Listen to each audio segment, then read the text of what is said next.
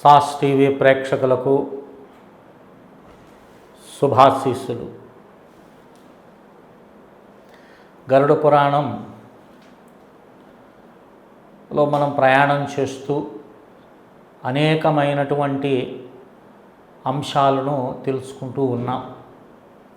ఈ ఉత్కృష్టమైనటువంటి గరుడ పురాణంలో అనేకమైనటువంటి విషయాలు చర్చించటం జరిగింది. నేను గతంలో కూడా చెప్పినాను మీకు, ఇది నేను కేవలం సంక్షిప్త వ్యాఖ్యానం మాత్రమే. ఏది అవసరమో అది మాత్రమే నేను మీకు తెలియచేస్తూ ఉన్నాను. నరకయాతన నుండి భయపడేటటువంటి వారి కోసంగా నరక నివృత్తికై అనేకమైనటువంటి ఉపాయాలు మనకు విష్ణుమూర్తి గరుడుతో చెప్తున్నాడు. అందులో మనం కొన్ని తెలుసుకున్నాం. ఇక్కడ ఈరోజు చెప్పేటటువంటి అంశము చాలా అందరూ కూడా ఆచరించవచ్చును. దీన్ని ఏమిటంటే, ఇది యముణ్ణి సంతోష పెట్టడం. మనం పూర్వం చెప్పుకున్నట్లు కృష్ణనామోచ్చరణ ద్వారా వాడికి నరకం అనేది లభించదని, అలాగే ఈ చెప్పబోయేటటువంటిది చాలా ఉత్కృష్టమైనటువంటిది,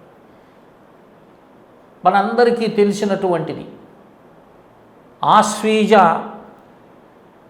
మాసంలో వచ్చేటటువంటిది దీపావళికి ముందు మనందరూ నరక చతుర్థి అనేటటువంటి, చతుర్దశి అనేటటువంటి ఒక గొప్ప పండుగను చేసుకుంటాం. కానీ ఆ పేరులోనే ఉంది, నరకాన్ని నుండి నిన్ను తప్పిస్తుంది కనుక అది నీకు నరక చతుర్దశి. అంటే అమావాస్యకు ముందు వచ్చేటటువంటిది. ఆ రోజు చేయాల్సినటువంటి విధి విధానాన్ని చేసినట్లయితే సంవత్సరానికి ఒకసారి వస్తుందని. మనకు ఒక సంవత్సరం గడిస్తే దేవతలకు అది ఒక రోజు కింద లెక్క వస్తుంది. అంటే నువ్వు ప్రతి సంవత్సరం వచ్చేటటువంటి నరక చతుర్దశి రోజు చేసేటటువంటి అనుష్ఠానం చేత ప్రతిరోజు కూడా యముణ్ణి ఆరాధించినట్లే అవుతుంది. ఇక్కడ చేయాల్సినటువంటి విధి విధానాన్ని నేను మీకు తెలుపుతాను, శ్రద్ధగా వినండి. అదే చెప్తున్నారు. దీపోత్సవ చతుర్దశ్యాం కార్యాంచ యమతర్పణం కృష్ణాంగారక చతుర్దశ్యామపి కార్యాంతదైవచాం. రెండు విశేషమైనటువంటి తిథుల్ని చెప్తున్నాడు ఇక్కడ. ఒకటి ఆశ్వీజమాసములో వచ్చేటటువంటి కృష్ణపక్ష చతుర్దశి, అంటే నరక చతుర్దశి. ఈ నరక చతుర్దశి నాడు ప్రాతకాలమే నిద్ర నుండి మేల్కొని చంద్రోదయ సమయం ఉంటుంది. ఈ చంద్రోదయ సమయం అనేది పంచాంగంలో వ్రాయబడుతుంది. ఓ 4:30-5 మధ్యలో ఉంటుంది. ఆ సమయంలో నువ్వు చేయాల్సినటువంటిది, ఒక గాజు గిన్నెలో స్వచ్ఛమైనటువంటి నువ్వుల నూనెని బయట ఉంచాలి చంద్రోదయ సమయం చూసుకొని. అయిన తర్వాత ఇంకొక విషయం కూడా, అప్పుడు చతుర్దశి గడియలు ఉండాలి సుమా, అది మీరు పక్కా చూసుకోవాలి. అంటే చతుర్దశి గడియలు ఉండాలి. ఆ సమయంలో చంద్రోదయ సమయంలో వచ్చేటటువంటి చంద్రకిరణముల యొక్క తాకిడి నువ్వుల నూనె మీద పడి అది శుద్ధి అవుతుంది, మహాలక్ష్మి అందులోకి దిగుతుంది అంటారు.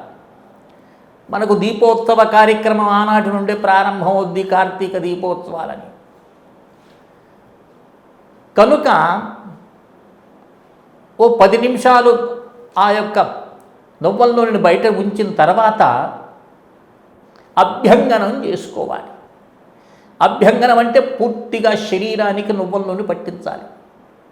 నువ్వుల నూనె పట్టించిన తర్వాత ఓ 10 నిమిషాలు అలా ఉండి గోరువెచ్చని నీటితో స్నానం చేసుకోవాలి. ఈ గోరువెచ్చని నీటితో స్నానం చేసిన తర్వాత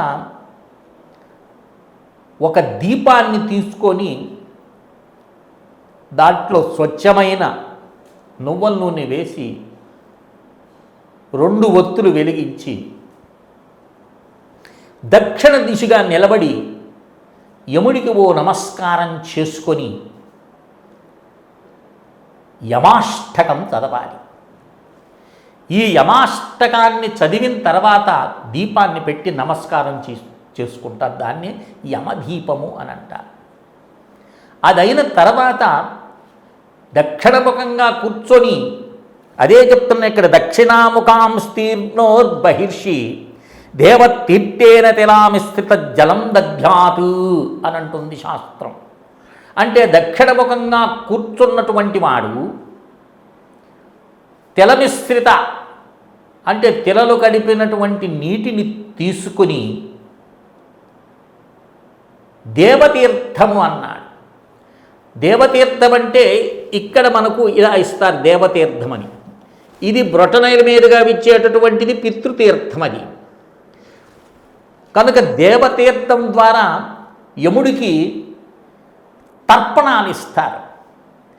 అవి 14 తర్పణాలు ఉన్నాయి. ఈ యమతర్పణ కార్యక్రమం చేత మీకు నరకం అనేది నివృత్తి అవుతుంది. అందుకని నరకాన్ని నుండి నివృత్తి చేస్తుంది కనుక నరక చతుర్దశి అని దానికి నామధేయం వచ్చింది. ఒకవేళ నరక చతుర్దశి నాడు చేసినారు ఈ ప్రక్రియని, మరలా చేయాలని అనిపిస్తుందండి. దేవతారాధనలో ఉన్న గొప్పతనం అది. దానికి ఇక్కడేం చెప్తున్నాడు, కృష్ణాంగారక చతుర్దశ్యాం అన్నాడు. అంటే కృష్ణపక్షంలో వచ్చేటటువంటి చతుర్దశితో కూడుకున్నటువంటి మంగళవారం. పంచాంగంలో చూసుకుంటే ఉంటుంది, అది ప్రాతకాలం ఉండాలి. ఆ ప్రాతకాలాన్ని ముందు చెప్పిన విధంగానే అయితే అభ్యంగనం అయితే దానికి ఉండదు. కానీ కేవలము ప్రాతకాలం స్నానం చేసుకొని దీపాన్ని యముడికి చూపించి చక్కగా కూర్చొని 14 యమతర్పణలు ఉన్నాయి. ఆ యమతర్పణలు ఇచ్చినటువంటి వాడికి నరకం నుండి పూర్తిగా విముక్తి కలుగుతుందని మనకు గరుడ పురాణం చెప్తుంది.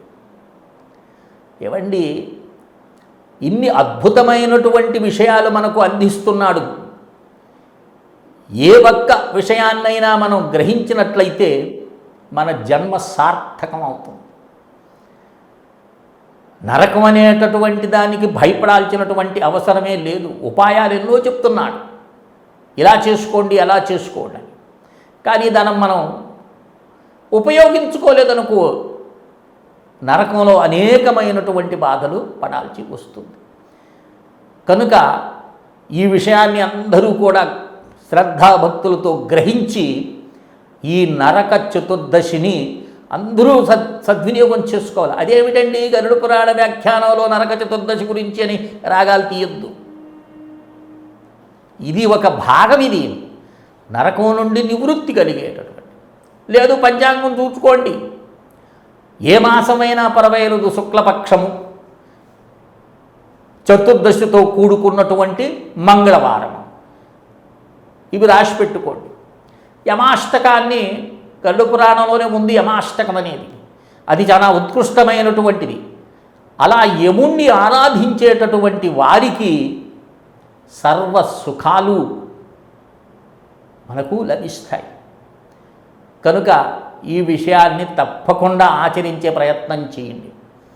ఎందుకంటే యమలోకానికి కేవలము దక్షిణ దిశకు నుండి పోకుండా ఉండే మార్గమే నేను చెప్తున్నాను. యమలోకానికి 4 మార్గాలు ఉన్నాయి. పశ్చిమ మార్గము, ఉత్తర మార్గము, తూర్పు మార్గము, దక్షిణ మార్గమని. ఈ పాపిని దక్షిణం వైపుగా తీసుకోవటం, దక్షిణ ద్వారం నుండి లోపలికి తీసుకెళ్తారు. దాని నివృత్తి కోసం నేను ఇప్పుడు నీ చెప్తున్నాను. నీ అనుష్ఠానం సరి అయినటువంటిదైతే ఆ విషయాలు కూడా నేను ప్రస్తావించి చెప్తాను. ఏ తూర్పు దిశగా వెళతారో, పశ్చిమ దిశగా వెళతారో, ఉత్తరం దిశగా వెళతారో, ఎలాంటి వారు ఆ యమలోకానికి వెళ్ళి వాళ్ళు స్వర్గసుఖాలు అనుభవిస్తారు అన్న అంశాన్ని నేను ముందు మీకు అనేకం తెలియచేస్తాను. కనుక ఈ విషయాన్ని అందరూ కూడా గ్రహించి శ్రద్ధాభక్తులతో యమయాతన నివృత్తి కోసంగా చెప్పబడినటువంటి ఈ అంశాన్ని గ్రహించి ఆచరించి తరిస్తారని ఆశిస్తూ శ్రీ విద్యోపాసకులు శ్రీ మండే లక్ష్మీ నరసింహారావు లోకా సమస్తా సుఖినో భవంతు. ఓం తత్సత్, ఓం తత్సత్, ఓం తత్సత్.